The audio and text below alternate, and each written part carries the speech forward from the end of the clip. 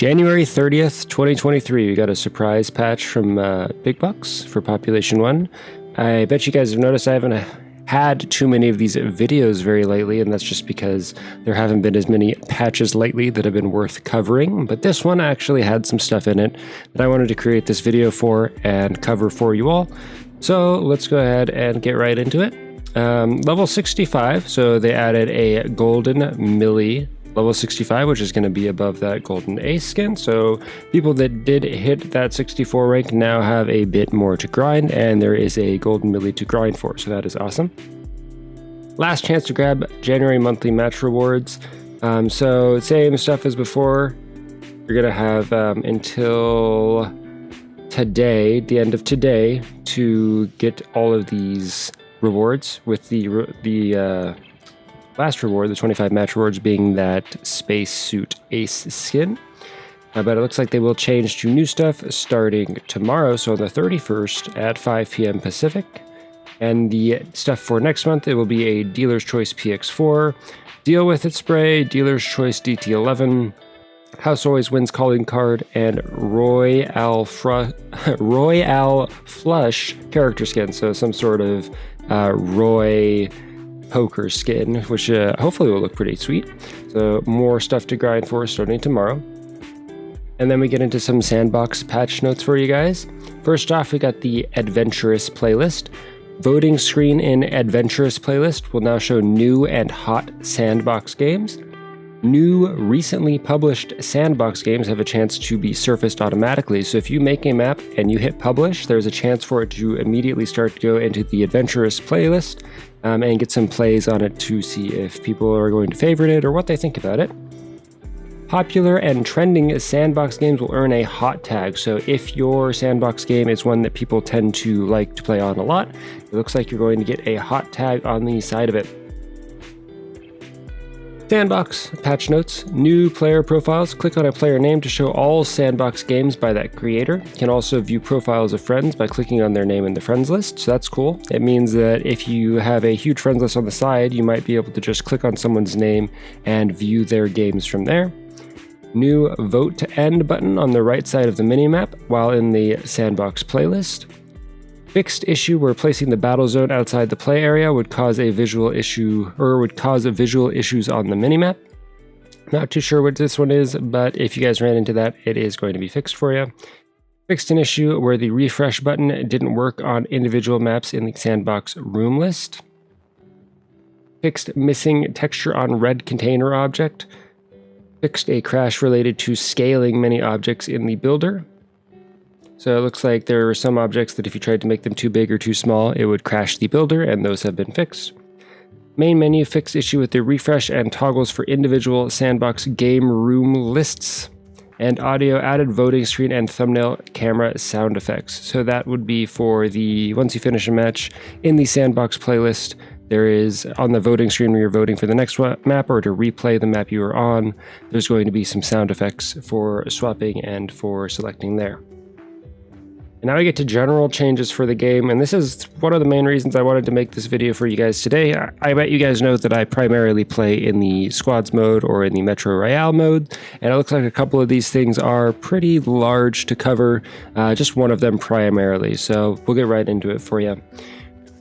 First thing is the thing I wanted to talk about. Overhauled physics on Quest to use the same physics engine as desktop.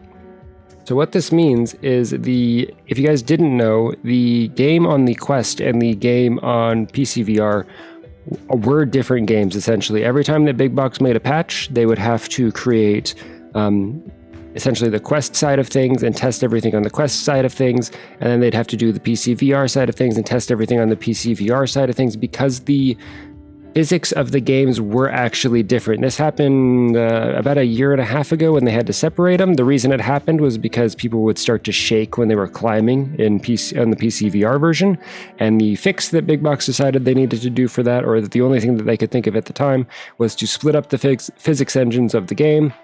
This is right back when when the PCVR lost the ability to jump glitch, and this is actually why, is because it was put on a different physics engine. And as you can see, the next thing down on this list, fixed launch glitch and other physics-related bugs on Quest. So this means that Quest shouldn't be able to do the launch glitch anymore, or the dumpster glitch. All of the parts over the map that allowed them to fly into the sky, those should be removed. I believe this will also mean there's a couple hiding spots that were only working on Quest. Those shouldn't be able to happen anymore. If there's anything that you guys notice specific to this, let me know what you find. Those are going to be the main things. The other things that will be affected by this are going to be the DT reload and just various reloads overall. I'm not sure if this will affect the recoil. I'm going to need to check to see with people that have been playing on the Quest for a long time if they're noticing a recoil difference. Those are going to be the two huge things that are going to be changing here.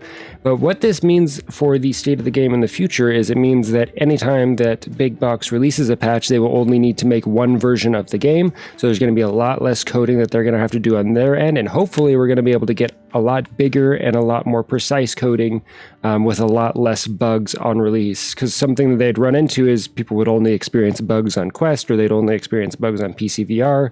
And PCVR, there weren't enough players playing on it for them to prioritize those fixes. So hopefully, if nothing else, this helps PCVR stay up to date with the bug fixes. Gesture-based reload times and jump pad launch distances are now consistent on PCVR and Quest. So if you were making a map that had launch pads, it looks like that, I had a video that came out a while ago that stated how PCVR and Quest had different launch pad horizontal flying distances. So hopefully this means that that has been evened out, and there should be the same distance on any platform now. Improved ragdoll spawn timing and bone positioning. This should just relate to, in general, the way that your character model spawns. I'm not sure what it would affect, but after you get a kill on someone with a high damage object like an op or maybe a rocket launcher, it'll make the ragdoll act a little bit different. So I'm interested to see what kind of funny stuff might happen there. Fixed an issue where challenges progress was not updating after completing a match. So if you did finish a match and you got a certain amount of kills or a certain amount of flight time, sometimes the challenge wouldn't update with the amount that you did. So hopefully that is fixed now. I know some of these challenges are a little bit strange with, land in foothills or land in plains. Sometimes they don't update specifically, and you feel like you did it. I've noticed that if you are running into those issues, try to land directly on the text, like where the text is on the map, and sometimes that will finish it for you. So for example, like land in foothills, I usually land on kind of like the little bridge between the red barn and summit. The little like high-tech bridge is usually where I land, and that gets me the summit progress. So give that a shot. Main menu fixed storing catalog images for Callista. So before, these were just a stock image of PJ, so it should be updated to Callista now. Fixed several minor text localization issues, so just text in general should be updated throughout the game. I'm not sure exactly what this would have changed. Minimap fix issue that sometimes caused the minimap cursor to disappear. So there was a bug that if you open your map and you're trying to ping a location or whatever, you wouldn't have a cursor, so you wouldn't know where you're aiming at, and the only way to get the cursor to appear would be to like ping on the map, and then sometimes it would appear. But it looks like that has been fixed, so you might not need to worry about that anymore. And moving down farther, you just got the terms of service for Big Box. It looks like they have updated their terms of service, so if you have any interest in those, definitely go check those out. And if you have any support, you can submit a ticket to this link. I'm not going to put this link in the description down below, but I will link this Reddit post. So if you guys want to read these notes for yourself, make sure to click on that link. As for known issues, right now, users cannot speak during the black loading screen without joining a match through the main menu. So this was, since the Sandbox update, this has been broken. So that is still a bug. They're recognizing that as a bug, so at some point that should be fixed. The reticle will sometimes stay yellow after reloading. Switching guns should fix this. A brief loss of audio is sometimes encountered when joining a voice chat channel on Quest 1 and 2 without headphones. This is due to enabling echo. PCVR playing on a Oculus headset. When purchasing gold, you'll need to take off your headset to approve the purchase, and if you see a notice that you need to update to play but don't see it in store, uninstall and reinstall Pop 1 to force the upgrade to happen. You won't lose any progress or data. So, biggest changes for this, Just a couple of sandbox changes, a little bit more visibility for people that are creating sandbox matches and getting their map, looked at, or people to play on their map, which is awesome. You got the new monthly rewards, which are going to be starting tomorrow at 5 p.m. Pacific. And then, of course, you have the main thing that I'm interested about, which is the Quest is now playing on the PCVR physics engine. So we're going to see how that plays out.